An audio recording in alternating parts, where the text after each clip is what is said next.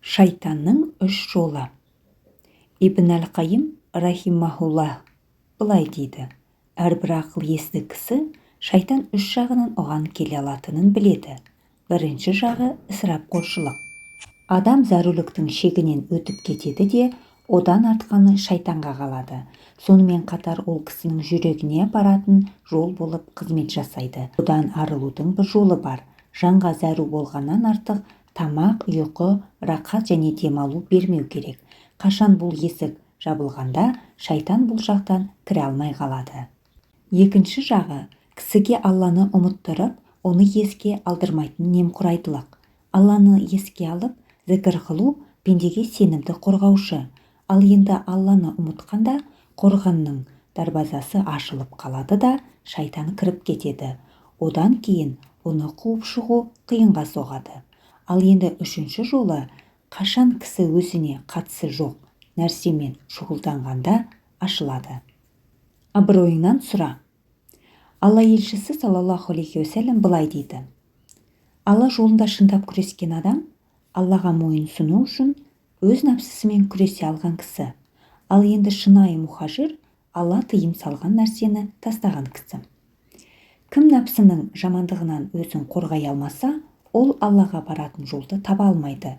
Өйткені нәпсісі оған бұл жолға түскенге тосқауыл болып, оны түзу жолда жүргізбейді. Әлбетте, ақылды кісі нәпсіге қарсы нәрселермен оны тәрбиелеп жуасытады. Ал енді ақылсыз болса, өз нәпсісіне тізгін ұстатып, ол сүйген нәрсені сүйіп, ол жек көрген нәрсені жек көреді. Кісі өз нәпсісін ауыздықтай білуі, оны қатты ұстау керек. Өйткені нәпсі оны арам, тыйым салынған лас нәрселерге әрдайым шақырып тұрады. Бүгін кісі өз нәпсісімен қаншалық көп күресетін болса, ертең оған соншалық жеңіл болады. Егер ол нәпсісін еркіне жіберетін болса, ертең Алла тағала одан сұрақ алып жатқанда есеп-қисабы ауыр болады. Егер сен бұл дүниенің өткінші қызықтарына ұмытыла бастасаң, онда сенің нәпсің де оларды қатты қалай бастайды. Егер сен оған сеніп, еркіне жіберетін болсаң, ол жаман нәрселерді жасай бастайды. Егер сен өзіңнің нәпсіңді Алланың үкімдеріне орындауға мәжбүрлейтін болсаң, ол тақуа бола бастайды. Ал енді сен оны бос жіберетін болсаң, ол бұзылып кетеді. Біз нәпсімізге ол қалағанды беріп, оны жұмыстан босатып, қиыншылықтардан құтқарып, оған тура мәміле жасап жатырмыз деп ойлаймыз. Бірақ біз осылай жасаумен оны сыйлықтардан қор қалдырып жатырмыз.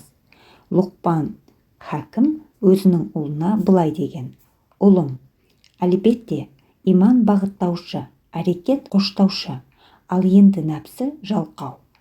Егер бағыттаушы оған жұмсақ мәміле жасайтын болса, ол жолдан адасады.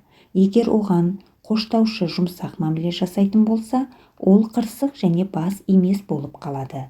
Ал енді олар оны жіті бақылап, тәртіпте ұстайтын болса, ол тура жолмен кетеді. Умар ибн әл-Хаттаб радиаллаху анху мемлекеттік қызметкерлердің біреуіне былай деп жазады: қиын уақытта есеп бергенге шейін нәпсіңнен есеп ал. Өйткені кім нәпсісіне қиын уақыттағы есеп-қисапқа дейін жайбарақат уақытта есеп жүргізетін болса, ол Алланың ризалығына және жақсы нәтижеге ие болады. Ал енді кім өмірі мен нәпсі қалауларына ойын билетіп қойған болса, онда ол қайғыға және өкінішке ұрынады. Кейде нәпсі кісіні жаман іс жасауға мәжбүрлейді. Кейде жасаған жаман ісі үшін кінәлайды. Ал енді кейде тынышталған жағдайда, яғни жаратқанға мойын сұнған, оны сүйген, еске алған жағдайда болады. Тынышталған жағдайдағы нәпсі мақтайтын жағдай. Жамандық жасауға үкім шығарған жан ұрысатын жағдай. Ал енді нәпсі өзінің иесін жамандық жасағаны үшін ұрысатын болса, бұл жақсы белгі. Өйткені ол кісіге Алла туралы ескертеді. Намазға бекем бол. Алла тағала былай деп айтады: Аллаға құлшылық етуде, күнә атаулыдан сақтануда һәм бастарыңа ауыртпалық түскенде сабырлылық танытып, намаз оқып, Алладан медет тілеңдер. Бақара сүресі 45 аят. Намаз иманды кісі үшін жан рақаты. Ол қорқыныштан арылтады, қайғы-мұңды, қасіретті жояды. Мұңаюдан және көңіл-күйі түсуден арылтып, жанға рахат алып келеді. Намаз сынақтармен, қайғы-мұңдармен жараланған рух үшін орасан зор шипа. Намаз имандының қорғаушы қорғаны. Намаз азап тартқандар үшін құтылу. Намаз ұлы сыйлыққа ие болуға себепкер. Жаратқанның сүйіспеншілігі мен ризалығына жеткізетін екі дүниелік бақыт. Бір жолы сахабалардан біреу Алла елшісінен саллаллаху алейхи уассалам Алла тағала қай істі бәрінен жақсы көретінін сұрағанда, ол былай деп жауап береді: өз уақытында оқылған намаз. Алла тағаланың ең жақсы көрген нәрсесін орындау бақытқа жеткізетін күре жолдың өзі емес пе? Енді осылай болғаннан кейін не үшін бұл жолға түсуге және оның аяғына шейін баруға болмасын? Намазды ойын жинап, беріліп мойын ұсынып, Құдайдан қорқып және ой пікірін намазға ғана бұрып оқыған кісі, Құдайға толық берілместен, шынайы қорықпастан намаз оқыған кісіге қарағанда көп жақсылыққа, сыйлыққа ие болады. Ойы шашырамай, беріліп мойынсұнумен және Құдайдан қорқумен оқылған намаз кісінің жан дүниесіне әртүрлі рухани аурулар және көңіл құлазу сияқты психологиялық сан алуан аурулар күшейіп тұрған қазіргі дәуірде ғажайып әсерін береді. Жан дүниенің тыныштығы және ішкі дүниенің үйлесімі болмаса, бақытты болу мүмкін емес. Ал енді оларға ие болудың ең әсерлі жолы да намаз. Жаратушының алдында одан қорқып, үміттеніп, мойынұсынып, таза ниетпен оның ұлылығын және күш-қуатын сезініп, бұл жалған дүниенің уақытша рақаттарын, әсемдіктерін ұмытып, оған мойынсұнуды, оның ризалығын алуды көздеп, оның жақындығын сезініп, иіліп сәждеге бару, бұл нағыз шынайы бақыт емес пе? Кім намазға немқұрайды болып, мешітті айналып өткен болса, ол бақытсыз адам. Әлбетте ол өзін ұлы жақсылықтан құр қалдырды. Көркем мінез. Көркем мінез бақыт. Мұндай бақыттың иесіне басқалар тамсанады. Ал жаман мінез құлық бейбақтық. Оның иесінен адамдар қашады. Әлбетте көркем мінез кісіні күндіз ораза ұстап, түнде намаз оқығандардың дәрежесіне көтереді. Хадис. Мен сендердің араларыңнан кімді көбірек жақсы көретінімді және қиямет күні маған ең жақын кім тұратынын айтайын ба? Ол сендердің араларыңнан мінез құлқы жақсыларың. Хадис. Уа Мұхаммед, шүбәсіз сен теңдесі жоқ ұлы көркем мінез құлыққа иесің. Қалам сүресі 4-ші аят.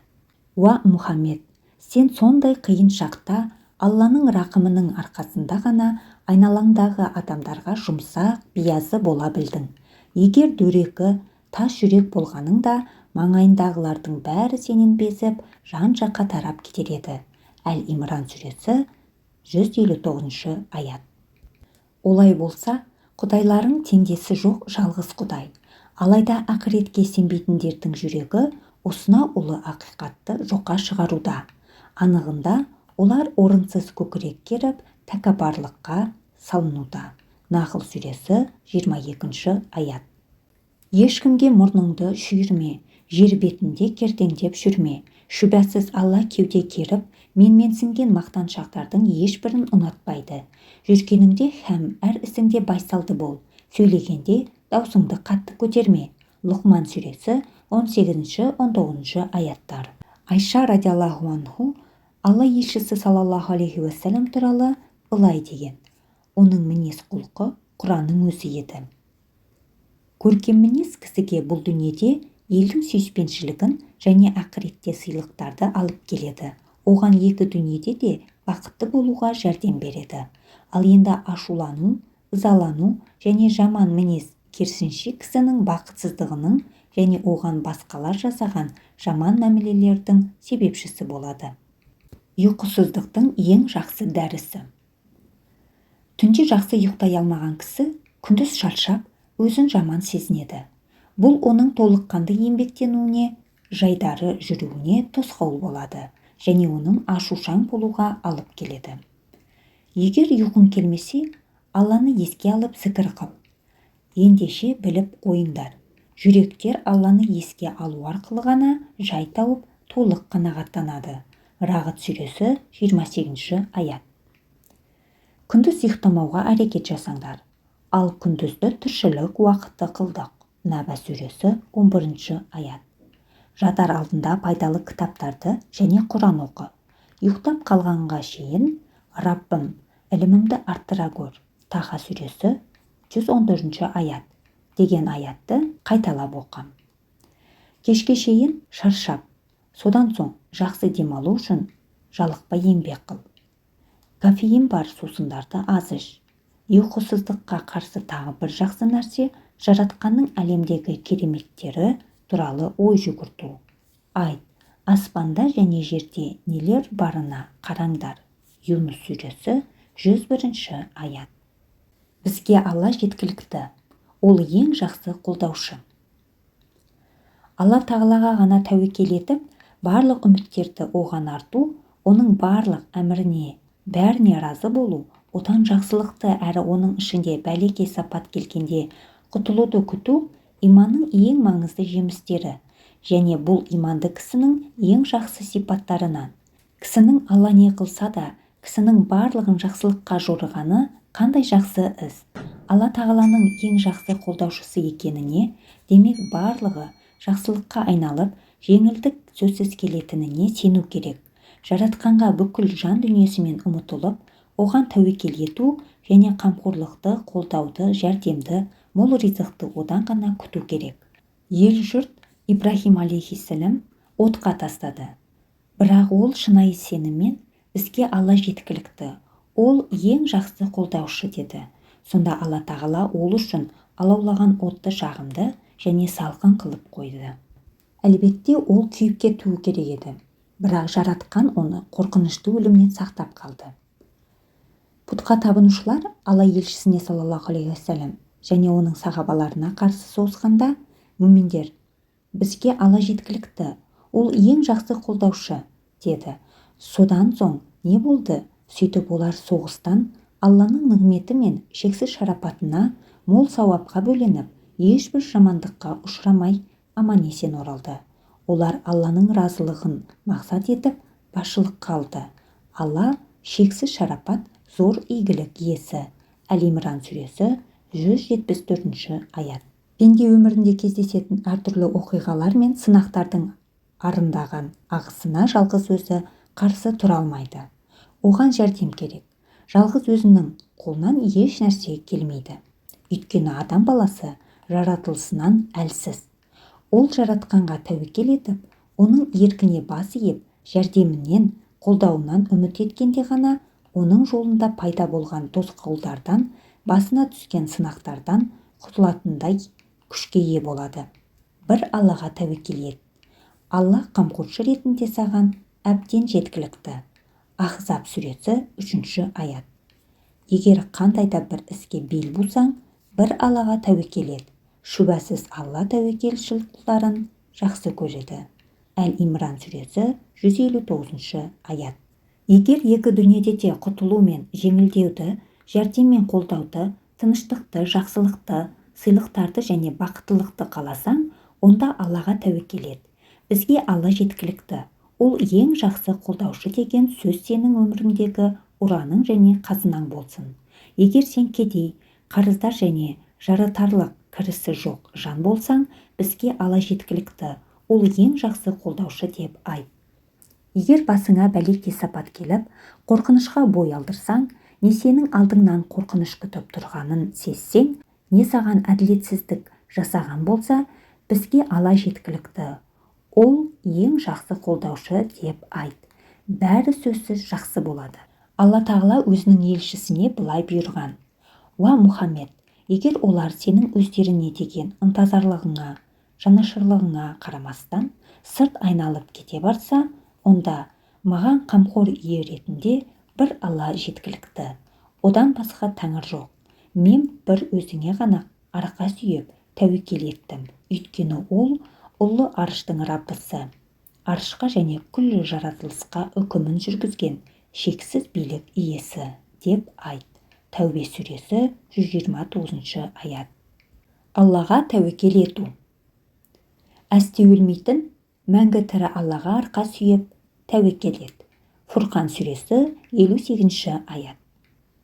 Бірде сахабалардан біреу Алла елшісіне саллаллаху алейхи уассалам: мен түйемді байлап қояйын ба, әлде Аллаға тәуекел етейін бе деп сұрайды. Ол байлап қойда, содан соң Аллаға тәуекел ет деп жауап берген екен. Алла тағала бізге өзіне тәуекел етуге үкім берген, бірақ сонымен қатар ол бізге себептерді орындауға, яғни біз қалаған нәрсе аспаннан түседі деп қол қусырып отыра бермей, мақсатқа жету үшін әрекет жасауға үкім берген. Әзірет Омар бұл ақиқатты елге: сендер аспаннан алтын күмістен жаңбыр жауатынын білесіңдер ме деп түсіндірген. Яғни біз жерге дән сеуіп, оны суарып, бағып, сонымен қатар Аллаға сүйенуіміз керек. Өйткені ол дән өсіп шыға ма, жетіле ме, түсін бере ме, бұл бір Аллаға ғана тиесілі. Алла бізден еңбекті және оған сүйенуді талап қылады. Осылай болғанда ғана оған тәуекел ету шын жүректен жүзеге асады. Келіңдер, жаратқанға шынайы тәуекел етейік. Сабырлылық. Шынында адам баласы зиян ішінде. Тек иман келтіргендердің, соған сай өздерін һәм бүкіл қоғамды түзеуге бағытталған игілікті істерді атқаратындардың, бір-біріне ақиқатты насихаттайтындардың және қайғы-қасіретте, ауыртпалық түскенде, сондай-ақ тура жолдан таймау һәм асау нәпсі мен әзәзіл шайтанға ермеу мәселесінде бірін-бірі сабырға шақыратындардың жөні бөлек. Аср сүресі 2-3 аяттар. Сабырлылық сынақтарды байсалдылықпен тосып алу еркі. Күштілерге тиесілі қасиет. Сабырлылық жетпей қалса не істеуіміз керек? Мысалы, біз шыдай алмай қалсақ не істеуіміз керек? Тарихта өткен ұлы адамдар қалай сабырлылық танытқандағы туралы көптеген мысалдар бар. Олардың өмірлері үздіксіз сынақ пен түрлі азапқа толы болған. Сонда да олар ақырғы деміне шейін сабыр қылған. Біз олардан үлгі алсақ жақсы болмақ. Пайғамбарлардың қаншама сынақ келген, бірақ олар үнемі шыдамдылық, бекемдік және мойынсұнушылық көрсеткен. Әбу Бәкір ас-Сыдық өлім алдында жатқанда оған дәрігер шақырайық па деп айтқанда, ол мені көріп кетті деп жауап берді. Ол не деді деп сұрағанда, Әбу Бәкір Алланы меңзеп, мен қалағанымды жасаймын деп айтты деген. Алла үшін шыда, сабырлы бол. Шыда және жақында құтылатындығыңа, күнәларыңның кешірілетіндігіне, Алланың өзінің шыдамды сабырлы құлдарына жомарттықпен беретін сыйлықтары бар екендігіне сен. Арқаңа жер шарын арқалап алма.